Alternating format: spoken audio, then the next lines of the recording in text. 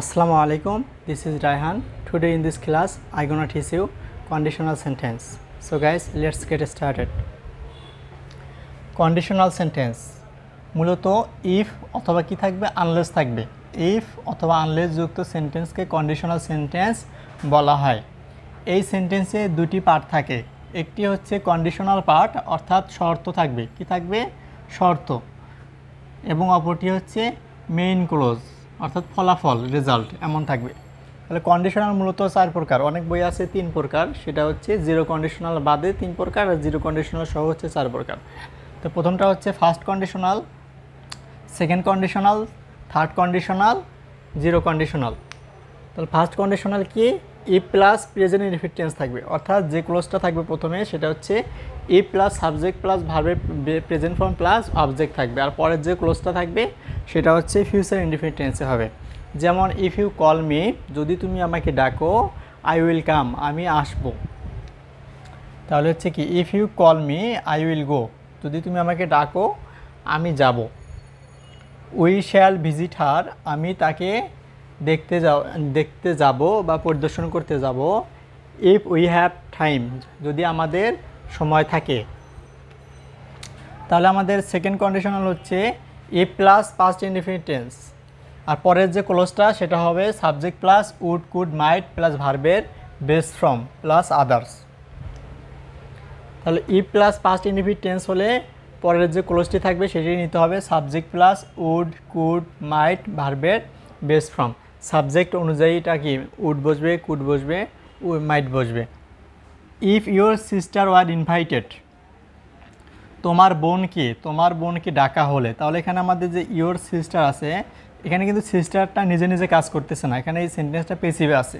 মানে তোমার সিস্টারকে ইনভাইট করা হলে শি উড কাম, সে আসতো। তাহলে উড অর্থ সাধারণত ততে তাম দেয়, বাংলা ক্রিয়ার শেষে ততে তাম তেন অর্থ দিবে।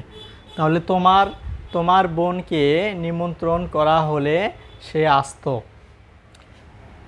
তারপরে এটার পরের যে এক্সাম্পলটা আছে এটা হচ্ছে ইফ আই ওয়ার মিলিয়নিয়ার, আমি যদি মিলিয়নিয়ার হতাম তাহলে আমি গরিবদের সাহায্য করতাম। এটা হচ্ছে এইটা if plus subject plus were plus comma, তারপরে কী হবে subject plus would could might plus ভার্বের বেস ফর্ম।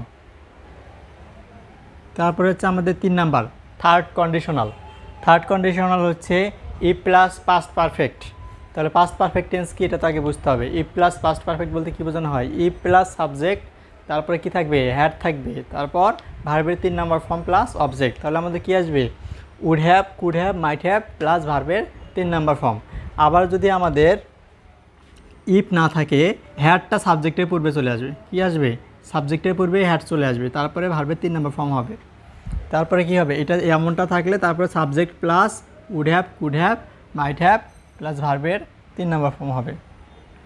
যেমন if she had painted the picture, যদি সে ছবিটি কী করতো? পেইন্টেড করতো, তাহলে she would have signed in the corner, তাহলে সে রুমের এক কর্নারে কী করতো?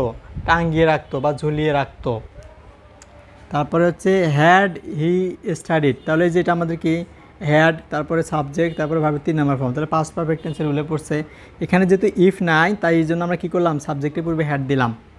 তারপরে subject he would have been able to pass the examination, তাহলে এখানে যে উড হ্যাভ আসলো আর ভার্বের 3 নাম্বার ফর্ম। যদি সে পড়াশোনা একটু করতো তাহলে সে পরীক্ষায় পাস করতে সক্ষম হতো। তাহলে অ্যাবল টু অর্থ সক্ষম হওয়া, অ্যাবল টু পাস, তাহলে সে অ্যাবল টু পাস মানে কি? কৃতকার্য হতে সক্ষম হতো এক্সামিনেশন, পরীক্ষায়।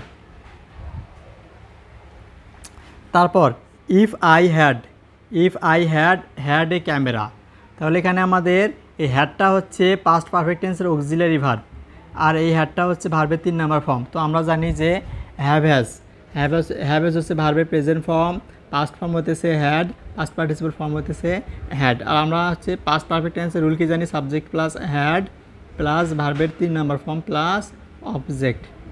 তাহলে প্রথম যেটা আছে এটা হচ্ছে পাস্ট পারফেক্ট টেন্সের অক্সিলারি ভার্ব, তারপরে আছে মেইন ভার্ব, এই হ্যাডটা হচ্ছে main verb. If I had a camera with me, আমার সঙ্গে যদি একটা ক্যামেরা থাকতো, I would have taken some photograph, তাহলে আমি কিছু ছবি উঠাইতাম বা ছবি তুলতাম। তারপরে had he not resigned, we would have been force to sack him. সে যদি পদত্যাগ না করতো তবে তাকে বরখাস্ত করতে আমাদের বাধ্য করা হতো। তো এই ছিল conditional sentence, first conditional, second conditional and third conditional.